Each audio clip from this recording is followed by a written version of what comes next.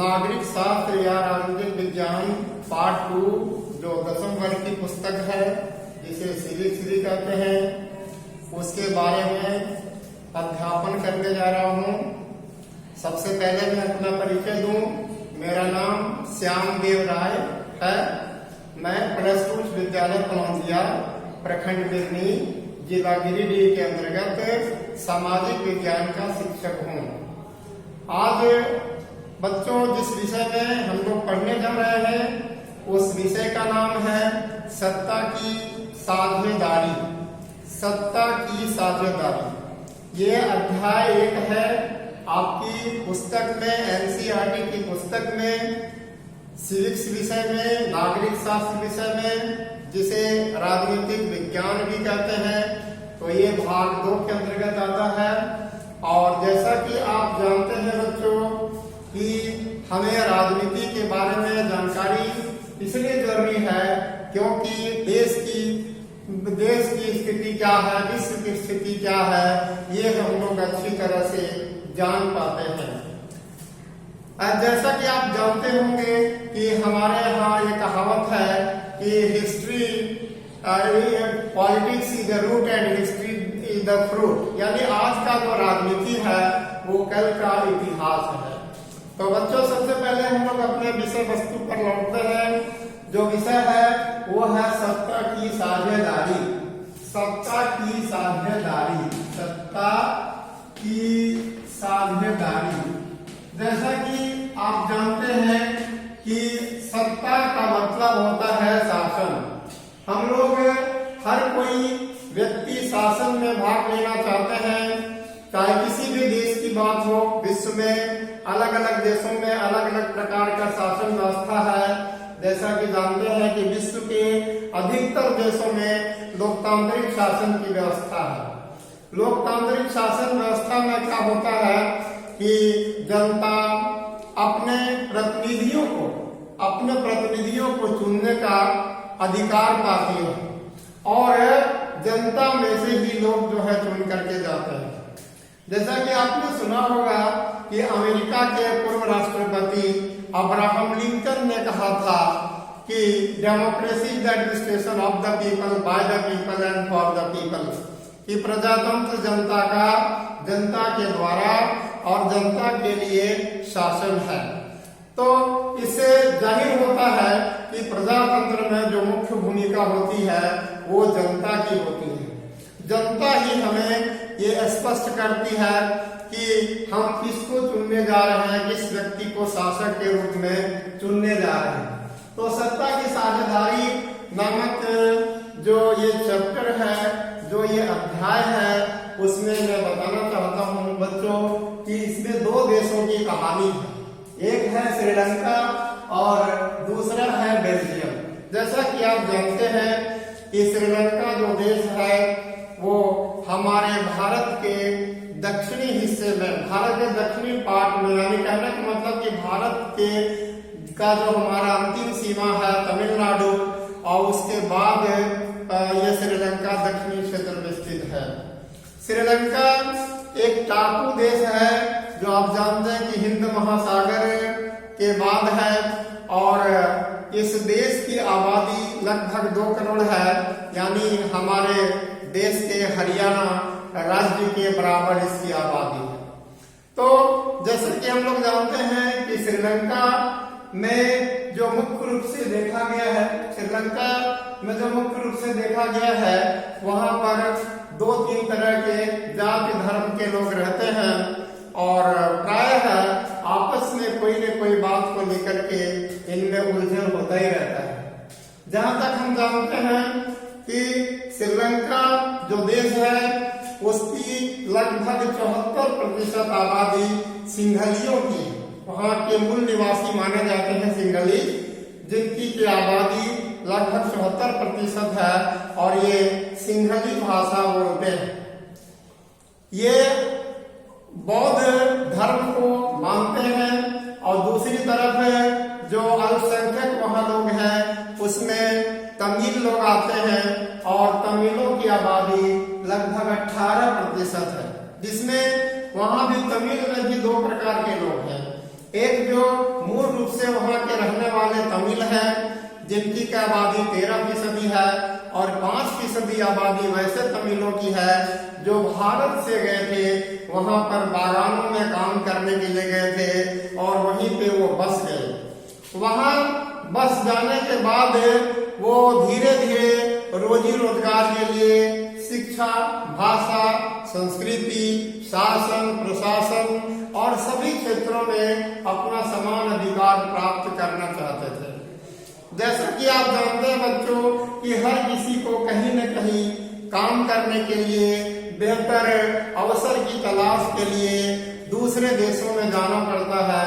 ठीक उसी प्रकार से हमारे देश के भी तमिलनाडु के बहुत से तमिल लोग जो है वो श्रीलंका में जाकर के बस गए। खास करके श्रीलंका का जो उत्तरी हिस्सा है और जो पूर्वी हिस्सा है, यहाँ पर इनकी आबादी बहुत ही ज्यादा है। यहीं पर संकेंद्रण इनका जो इनकी आबादी का जो संकेंद्रण है वो श्रीलंका के उत्तरी और पूर्वी हिस्से में है। ये वहां पर बस गए और श्रीलंका के उत्तरी हिस्से में खास करके जाफना, बट्टी कलेवा नाम का जगह है और इन टापुओं में जो है इनकी आबादी अच्छी खासी है। श्रीलंका में ये तमिल और सिंहली पहले तो ठीक ठाक से मिलजुल कर रह रहे थे, लेकिन बहुसंख्यक आबादी होने के कारण सिंहलियों को ऐसा लगा कि तमिलों को सभी अधिकारों से वंचित किया जाए और इसी का परिणाम है कि सिंहली लोगों ने वहां पर अपना अधिकार जमाना शुरू कर दिया और तमिलों को बहुत सारे अधिकार से वंचित करने लगे। मैं बच्चों आपको बताना चाहता हूं कि 1956 में श्रीलंका में एक ऐसा कानून बनाया गया जिस कानून के तहत यह बताया गया, संसद में कानून पारित करके, कि सिंहली भाषा ही यहाँ की राजभाषा होगी और तमिल भाषा को दरकिनार किया गया। इतना ही नहीं बल्कि शासन, प्रशासन, शिक्षा, संस्कृति, भाषा या समाज में रोजगार प्राप्त करने में, राजनीति के क्षेत्र में, सभी क्षेत्रों में जो है तमिलों को धीरे धीरे वो कम करने का कोशिश किया गया, उनके प्रतिनिधित्व को घटाने का कोशिश किया गया, उनको हाशिए पर लाने का प्रयास किया गया ताकि ये लोग उपेक्षित महसूस करें। दूसरी ओर जो तमिल लोग थे जिनकी की आबादी बहुत ज्यादा नहीं थी, फिर भी ये अपना अधिकार प्राप्त करना चाहते थे, तो इन्होंने भी अपना संघर्ष जारी रखा और इन लोगों ने भी 1980 ईस्वी में LTTE, जिसका फुल फॉर्म होता है लिबरेशन ऑफ तमिल टाइगर्स इलम, तो लिबरेशन ऑफ तमिल टाइगर्स इलम जिसको कहा जाता है लिट्टे शॉर्ट में, तो ये लिबरेशन ऑफ तमिल टाइगर्स इलम का प्रमुख नेता थे वेल्लू पिल्लाई प्रभाकरन, जिन्होंने तमिलों को संगठित किया और एक उग्र आंदोलन इन्होंने चलाया, जिसके परिणाम स्वरूप क्या हुआ कि श्रीलंका में सिंहलियों और तमिलों के बीच में बहुत सारे हिंसात्मक कार्रवाई हुए, मारकाट हुए। वहां पर शासन प्रशासन के खिलाफ भी तमिलों ने बहुत जोरदार ढंग से ये आंदोलन किया। फलस्वरूप क्या हुआ कि वहां पर शासन को लेकर के खास करके तमिल लोगों में ज्यादा जागरूकता आने लगा। अब जैसा कि हम लोग जानते हैं कि श्रीलंका जो देश है वो 1948 में आजाद हुआ। श्रीलंका सर्वप्रथम जो था वो ब्रिटिश का एक उपनिवेश था। जैसा कि आप जानते होंगे कि श्रीलंका एक ऐसा देश है जिस पर ब्रिटेन का शासन होने का कारण था वहां पर बागवानी कृषि से अंग्रेजों की बहुत ज्यादा आमदनी होती थी और ब्रिटिश काल में उपनिवेशी काल में ही काफी संख्या में तमिल वहां काम करने गए थे।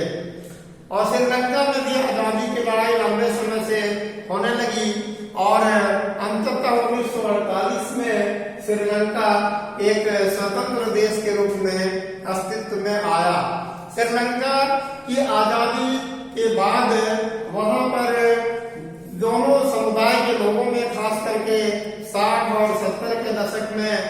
ये आंदोलन चलने लगा। फलस्वरूप ही 1980 में लिट्टे बना और आंदोलन किया गया। तो ये तो बच्चों मैंने आपको बात बताया श्रीलंका की, और इसमें इस अध्याय में जिस दूसरे देश की चर्चा की गई है वह है बेल्जियम। बच्चों जैसा कि जानते हैं कि बेल्जियम जो है वो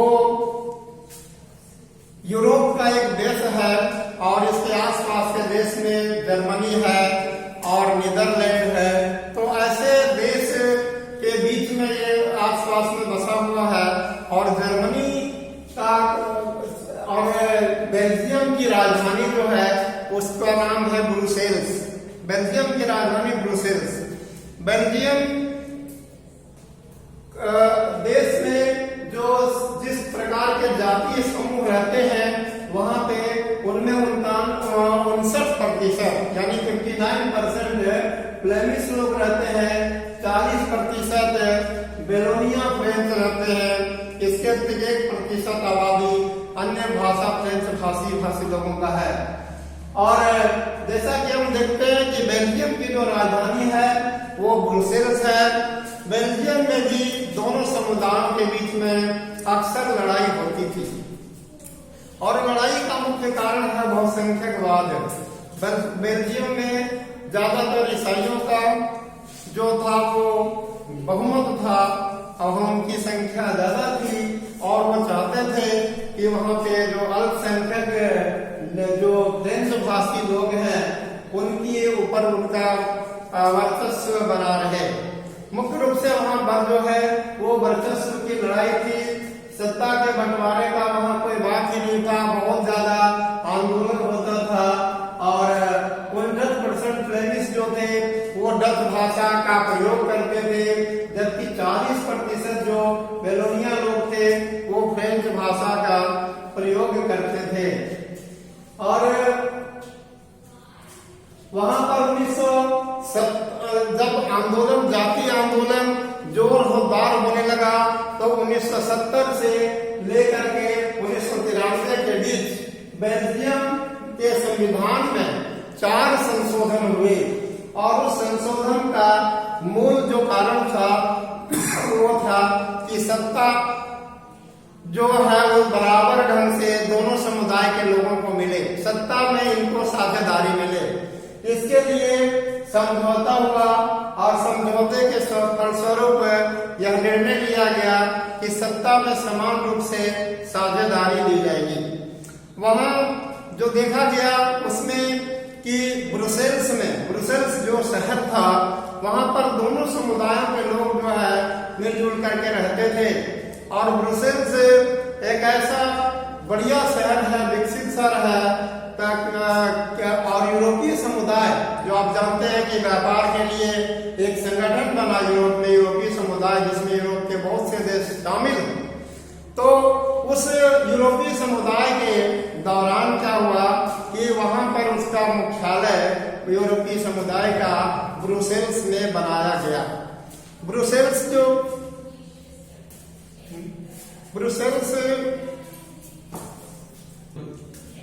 ब्रुसेल्स बेल्जियम की राजधानी है। यूरोपीय संघ का मुख्यालय ब्रुसेल्स में है, और वहां पर ज्यादातर जो लोग रहते हैं उसमें 80% फ्रेंच भाषी लोग रहते थे, और 20% जो है वो डच भाषी लोग रहते थे। दोनों के बीच अक्सर टकराव होता था, जिसमें दोनों समुदायों के लोगों ने निर्णय लिया कि मिलजुल करके हमें जो है शासन चलाना है। जैसा कि हम जानते हैं कि बेल्जियम के शहर में रहने वाले लोग और ब्रुसेल्स में और पूरे बेल्जियम देश में वहां के लोगों ने यह निर्णय लिया, सर्वसम्मति से निर्णय लिया कि हम लोगों को मिल करके रहना है। इसके लिए सत्ता में साझेदारी बहुत ही जरूरी है। और उन लोगों ने क्या किया कि मिल करके आपस में राष्ट्रपति का पद ईसाइयों को दिया, तो प्रधानमंत्री का पद मुसलमानों को दिया। उसी प्रकार से और भी पदों का जो इसी प्रकार धार्मिक रूप से बंटवारा किया गया, और इस बंटवारे से वहाँ के लोग संतुष्ट थे और बहुत ही शांतिपूर्ण ढंग से वे आपस में रह करके शासन प्रशासन का कार्य करते थे।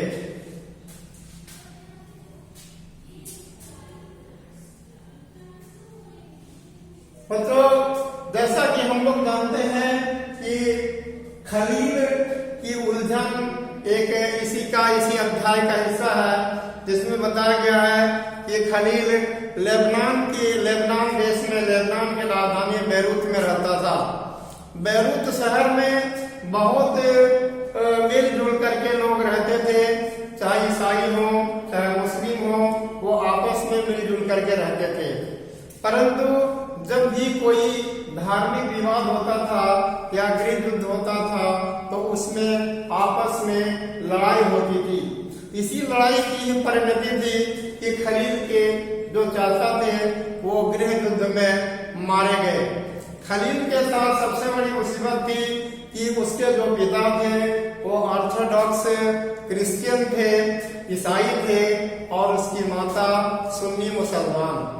आप जैसा कि जानते हैं वहाँ के संविधान में जो नियम बनाया गया था, जिसमें था कि वहाँ का जो राष्ट्रपति होगा वो ईसाई होगा और प्रधानमंत्री जो होगा वो मुसलमान होगा।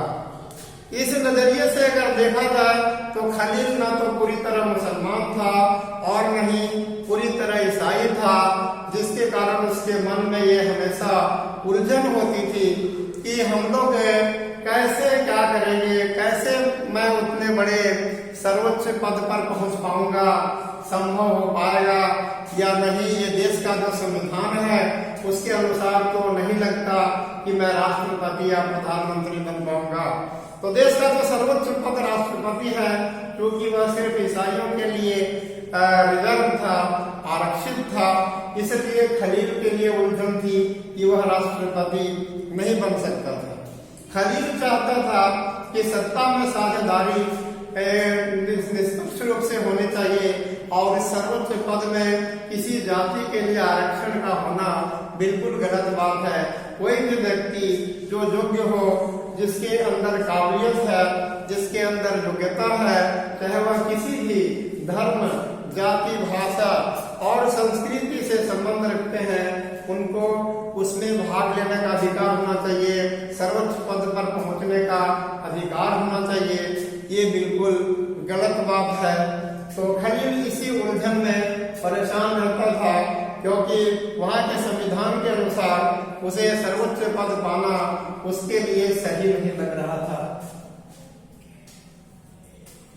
वहां पर जब सत्ता का बंटवारा हुआ तो निश्चित रूप से देखा गया कि जो दोनों समुदाय के लोग हैं, चाहे वो ईसाई हो चाहे वो मुसलमान हो, सभी लोगों को समान प्रतिनिधित्व दिया गया।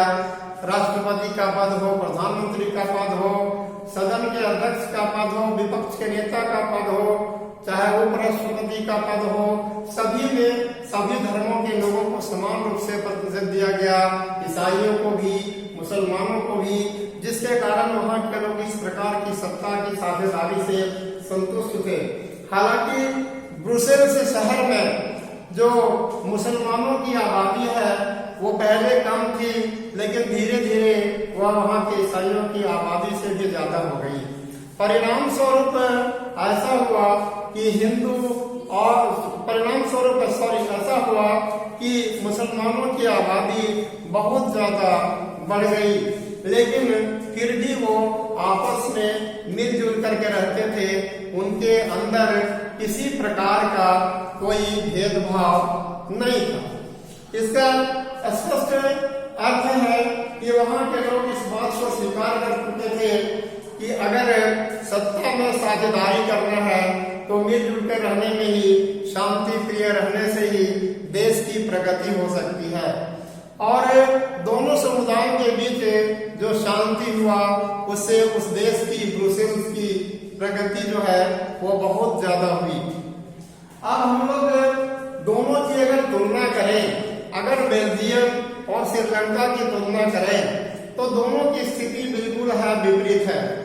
जैसा कि आप जानते हैं कि श्रीलंका जो है वह एक ऐसा देश था जहां पर जातीय संघर्ष हमेशा होता था और उस जातीय संघर्ष का समाधान नहीं हो सका। जबकि बेल्जियम के लोगों ने इस समस्या का हल ढूंढा और यह समस्या पूरी तरह से वहां पर समाप्त हो गई और लोग मिलजुल करके रहने लगे, शांति से रहने लगे और उस देश की काफी प्रगति हुई। वहां पर देखा गया कि शासन को दो स्तरों में बांटा गया, एक केंद्रीय स्तर का शासन और दूसरा राज्य स्तर का शासन, जिसमें राज्य स्तर के शासन को भी खुली छूट दी गई कि आप अपने अनुसार राज्य का शासन कीजिए, इसके लिए आप स्वतंत्र हैं। और जबकि एक सामुदायिक सत्ता का बंटवारा किया गया जिसमें स्थानीय स्तर पे विभिन्न समुदाय के लोग मिलजुल करके लोग सत्ता का उपभोग करते थे, सभी लोगों को बराबर बराबर प्रतिनिधित्व दिया जाता था। अब हम लोग यहाँ जिस बात की चर्चा करने जा रहे हैं वह है कि सत्ता की साझेदारी क्यों, लोगों को क्यों सत्ता की साझेदारी मिलनी चाहिए। बच्चों, जैसा कि हम लोग जानते हैं कि हम लोग स्वतंत्र पैदा हुए हैं और इस स्वतंत्र पृथ्वी में, इस स्वतंत्र धरा में हर लोग शासन करना चाहते हैं, हर लोग शासन प्रशासन में, प्रजातंत्र में समान रूप से भागीदारी चाहते हैं। परंतु हर देश में जातीय, भाषा, धार्मिक और सांस्कृतिक रूप से कुछ न कुछ भिन्नताएं या बंटवारा देखा जाता है, जिसके कारण समान रूप से सत्ता की भागीदारी के ऊपर हमेशा समस्या आती है। जैसा कि मैंने देखा या और भी देश में देखा जा रहा है कि अलग अलग धार्मिक समुदाय के रहने के बाद भी सत्ता की साझेदारी की कोशिश की जाती है। सत्ता की साझेदारी इसलिए आवश्यक है ताकि सभी समुदाय के लोग मिलजुल के रहें, उनको उचित प्रतिनिधित्व मिले और उनके अंदर ऐसा न लगे कि मुझे सत्ता से अलग किया जा रहा है या मुझे सही प्रतिनिधित्व नहीं मिल रहा है, मुझे सामाजिक, आर्थिक और राजनीतिक सभी क्षेत्रों में बराबर रूप से हमें मौका नहीं दिया जा रहा है। और ये भावना जब तक किसी भी देश में रहेगा तो वो देश कभी भी प्रगति नहीं कर सकता है। देश में एकता होना बहुत जरूरी है, सभी धार्मिक, सांस्कृतिक और जातीय समूहों के बीच में एकता होना जरूरी है। उसके लिए उचित प्रतिनिधित्व का होना भी बहुत जरूरी है, नहीं तो कभी भी देश में शांति नहीं हो सकती है। जैसा कि हम लोग जानते हैं हमारे देश भारत में भी विभिन्न धर्म के लोग, विभिन्न संस्कृति के लोग रहते हैं, लेकिन एक सबसे बड़ी जो बात है यहाँ पर सबों को बराबरी का अधिकार दिया गया है। कुछ लोगों को जो समाज के मुख्य धारा में नहीं जुड़ सके, चाहे कारण जो भी हो, उन्हें भी ऊपर उठाने के लिए निरंतर प्रयास किया जा रहा है और उन्हें भी सभी क्षेत्रों में प्रतिनिधित्व दिया जाता है ताकि उन्हें ये न लगे कि उनको सही अधिकार नहीं मिल पाया और वह सत्ता को हासिल करने में पीछे रह गए। इसलिए सत्ता की साझेदारी में सभी लोगों को समान रूप से बराबरी मिले, इसके लिए आरक्षण, संरक्षण और सभी लोगों को समान रूप से प्रजातांत्रिक प्रक्रिया में भाग लेने का मौका दिया गया और उसी की परिणति है कि सभी लोगों को बराबरी का जब अधिकार मिला, विकास का जो भी लाभ है सभी लोगों को मिला, जिसके कारण देश प्रगति की ओर आगे बढ़ रहा है। अब हम लोग जिस बात के बारे में चर्चा करने जा रहे हैं वो है कि सत्ता की साझेदारी के रूप कौन से हैं, सत्ता की साझेदारी कैसे की जाती है, कौन कौन से रूप हैं।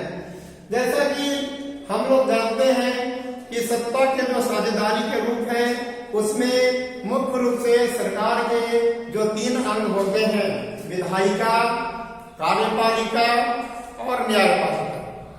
तो विधायिका एक ऐसी संस्था है जो कानून बनाती है। कार्यपालिका एक ऐसी संस्था है जो कानून को लागू करवाती है और न्यायपालिका ऐसी संस्था है जो कानून तोड़ने वाले को दंड देती है।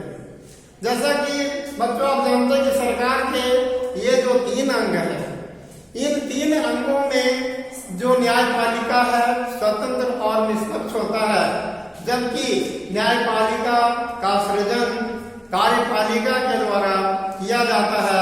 फिर भी जब ये निर्णय लेते हैं तो जिसको कहते हैं चेक एंड बैलेंस, यानी सत्ता पर जो चेक एंड बैलेंस का जो काम करता है, जो रोकने का काम करता है और संतुलन बनाने का जो काम करता है, वो न्यायपालिका के द्वारा ही किया जाता है।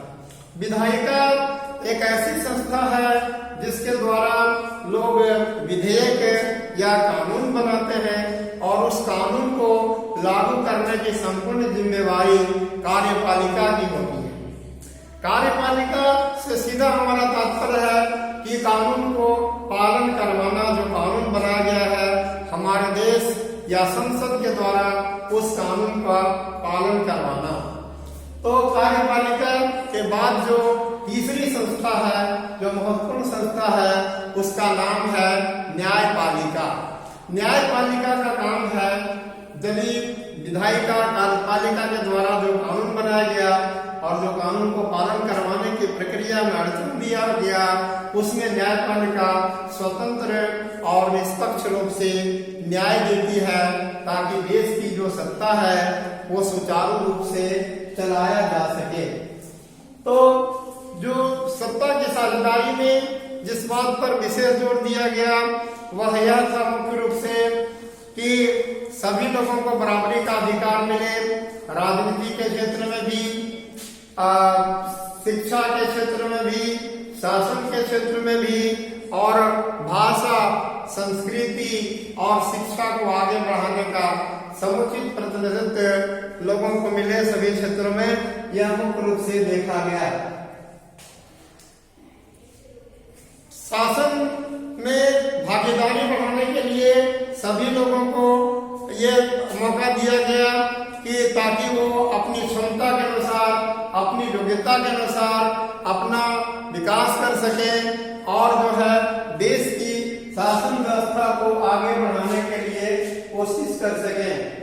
इसमें यूरोपीय संघ के बारे में अगर हम लोग बेल्जियम की बात करते हैं तो बेल्जियम में भी देखा आपने कि सत्ता की बराबर बंटवारा की गई और 1970 से 1993 के बीच में बेल्जियम में 4 संविधान जो संशोधन हुए थे, उसका मुख्य कारण यही था कि हम लोग सत्ता में समान रूप से लोगों को भागीदारी में, और जो 2 समुदाय के लोग थे जिसमें बहुसंख्यक ईसाई और अल्पसंख्यक मुस्लिम वर्ग के लोग जो थे, उन दोनों लोगों को जब समान प्रतिनिधित्व दिया गया तो वहाँ का शासन व्यवस्था बहुत बढ़िया ढंग से चलने लगा और देश उत्तरोत्तर प्रगति की ओर जाने लगा।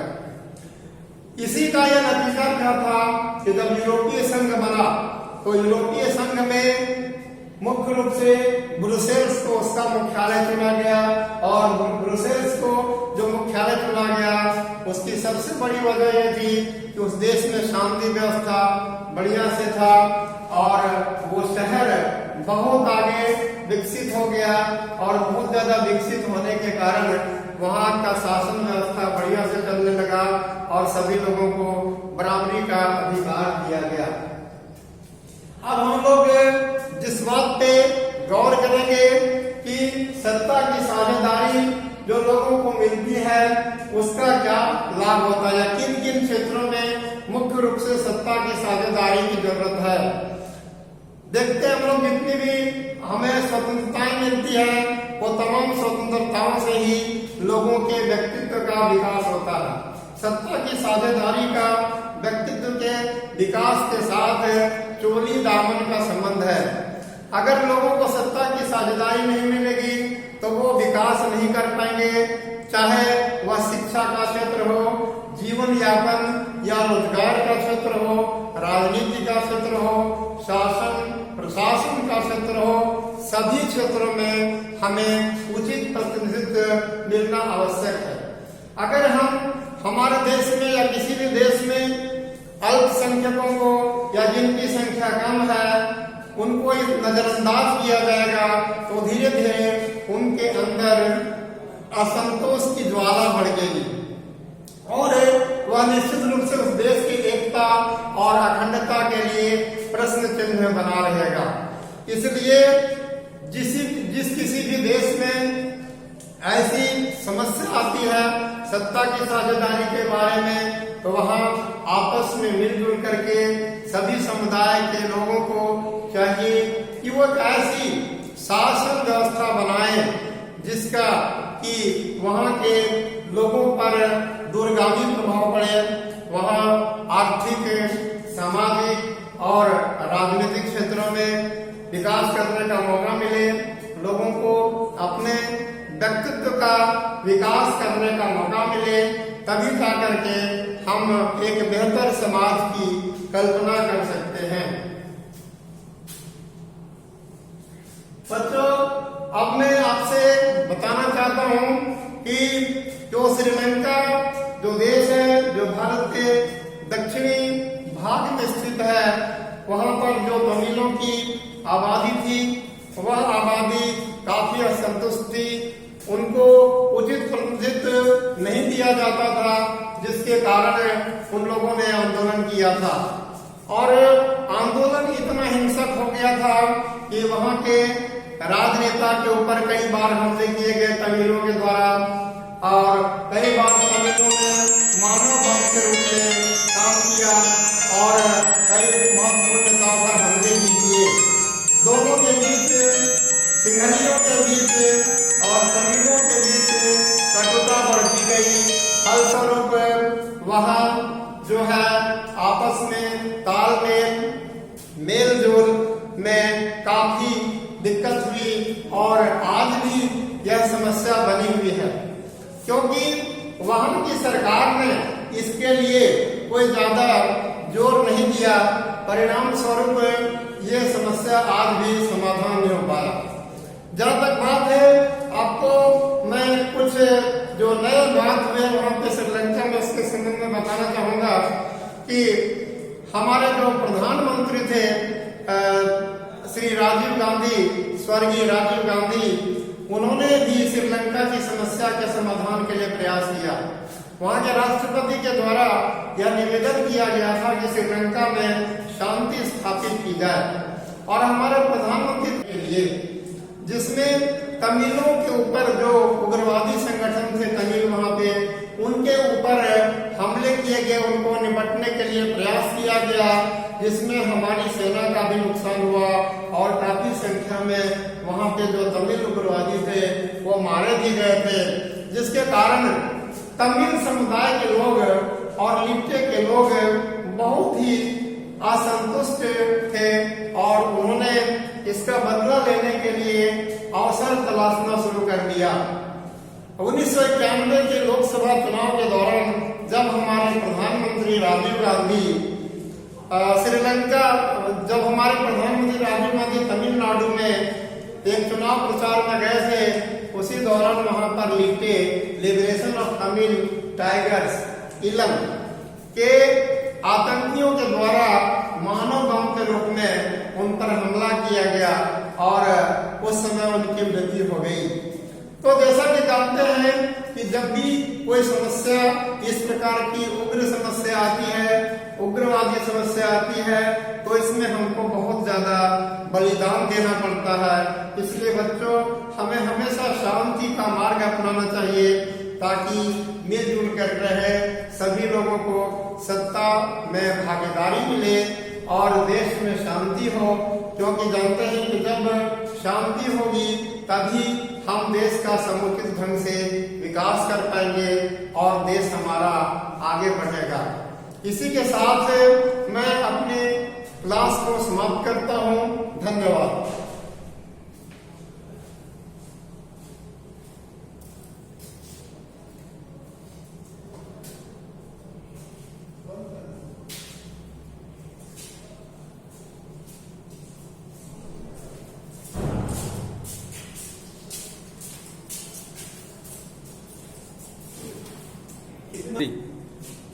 बच्चों, अब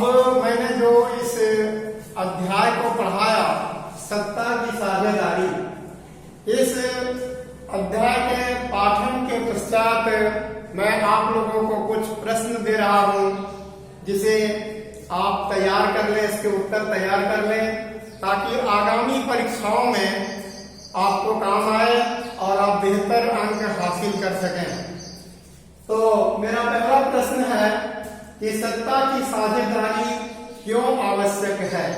प्रश्न पहला है कि सत्ता की साझेदारी क्यों आवश्यक है। आपको मैंने ये चैप्टर पढ़ाया है सत्ता की साझेदारी, इसलिए मैंने ये प्रश्न किया कि सत्ता की साझेदारी क्यों आवश्यक है। प्रश्न 2 है कि खलील की क्या उलझन थी। प्रश्न 2 है कि खलील की क्या उलझन थी। प्रश्न संख्या 3 है कि श्रीलंका की क्या समस्या थी। श्रीलंका की क्या समस्या थी। इसी प्रकार प्रश्न 4 है श्रीलंका कब स्वतंत्र हुआ। और अंतिम जो प्रश्न है मेरा प्रश्न 5, प्रश्न संख्या 5, वह कि सिंहली कौन भाषा बोलते थे। सिंहली, जैसा कि आप जानते हैं, जो श्रीलंका में रहते थे वो कौन सी भाषा बोलते थे। इसी के साथ मेरा ये प्रश्न समाप्त होता है। आप इसे बेहतर ढंग से तैयार कर लें ताकि आपको आगामी परीक्षा में काम आए। धन्यवाद।